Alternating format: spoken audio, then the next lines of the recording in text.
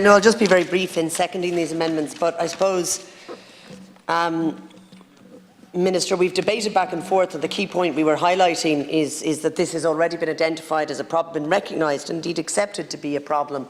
It's been recognised as a problem by a number, and most recently even by SIPO in their engagement in relation to other legislation with the Committee on Finance and Public Expenditure. They highlighted this issue as an area of ambiguity and one that needed clarification. And, Minister, I mean, there was a problem with seeking to limit and to try to deal with this solely through the Electoral Commission anyway, because exactly the problem is that political purposes at the moment is constituted much wider than the electoral processes. So, in a way, you know, there is a question whether electoral dealing with it in electoral context wasn't the issue. The problem is at the moment is that it's very widely interpreted, why beyond the electoral space. However, the government had argued that they would deal with it as part of the Electoral Commission legislation, and then they didn't deal with it. So, you know, I do think it is bad practice when we have something that has been highlighted as causing concern and ambiguity and being a problem, and when we put it into a whole other piece of legislation, and a whole other piece of legislation which will have a very wide reach far outside the electoral space, in terms of we're putting that very wide definition in again. And I would note that while the Minister, you were very specific about wanting to not cut across the area of the ministers for housing and electoral matters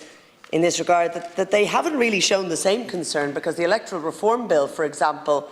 includes, you know, definitions in relation to algorithms and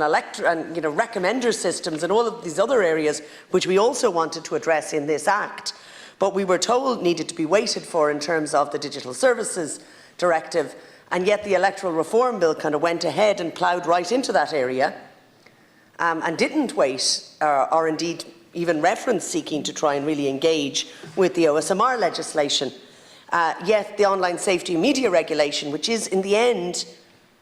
not responsible for regulating elections but responsible for regulating online content, is allowing that excessively broad definition to continue to apply, and creating a hostage to fortune, which, like I say,